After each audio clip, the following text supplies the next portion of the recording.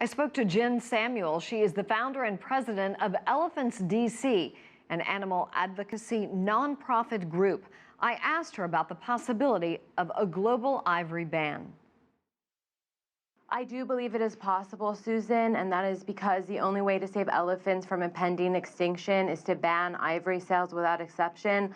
Law enforcement has testified to this end from Vermont to New York and elsewhere, California, that the only way to secure the end of the destruction of elephants from the ivory trade is to completely ban it. In New Jersey in 2014, New Jersey enacted the first comprehensive complete ivory sales ban in our nation's history. And it is so wonderful that Kenya, on the eve of this ivory burn, has announced it will seek a complete ivory sales ban at the CITES Convention in South Africa in September. And that is in line with Gabon's mission to also end all ivory trade. Jen, tell us, who are these poachers and why is it so hard to stop them? The poachers, a small portion of the poachers are impoverished people that are looking to feed their families, but moreover, since 2008, when the global international ban was fully lifted via CITES, poaching has become systematic and terroristic. We have Al-Shabaab, the Lord's Resistance Army, Boko Haram, Janjaweed, massacring elephants. In Mozambique, we've gone from 20,000 elephants in 2008 to 10,000 elephants as of 2015, according to the government. How important, how significant is it, in your estimation, that the U.S. and China have agreed to an ivory import ban? They have agreed to a near complete ivory ban, which is fantastic. However, after the announcement came in August, we have had no details on this plan. And unfortunately, Susan, because as of March 3rd, on World Wildlife Day, the White House and the United Nations announced that elephants are now being poached faster than they are giving birth, the race is on.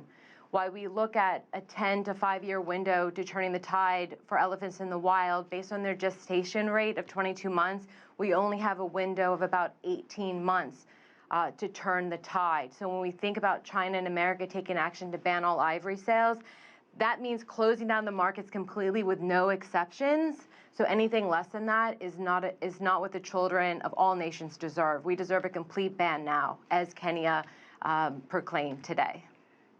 Some estimate that Africa's elephants could be extinct in decades. Do you think that's a fair estimation? I do. I have heard scientists, top biologists, and top ecologists from around the world speak to this around the nation. And they say where there are countries where elephants are abundant, like Botswana, where they have the military protecting the elephants from poachers. But in other places like Zimbabwe and elsewhere, the elephants are being poached at such an alarming rate. We're talking about 96 being killed a day. According to the New York Times last August, it's actually one elephant is killed every 14 minutes. And according to Interpol, the conservative estimate is that 35,000 elephants are poached every year in Africa. So we will lose these majestic species to extinction, even if we have pockets where there are places in Kenya around the David Sheldrick Wildlife Trust, or places in Botswana where the elephants survive. Elephants as a range migrating species is disappearing. And that is why it's so important that regardless if China is consuming 70% of the world's ivory, the U.S. is second. We have a moral responsibility to do the right thing. We have action in multiple states around this country to ban ivory sales, including Delaware, Washington, D.C., Vermont, Pennsylvania, Maryland, Connecticut, Oregon, Michigan. So it is up to the lawmakers to listen to citizens who say our children deserve to learn E is for elephant, not extinction. It is truly up to us. We will be the generation to lose elephants if we do not act in haste.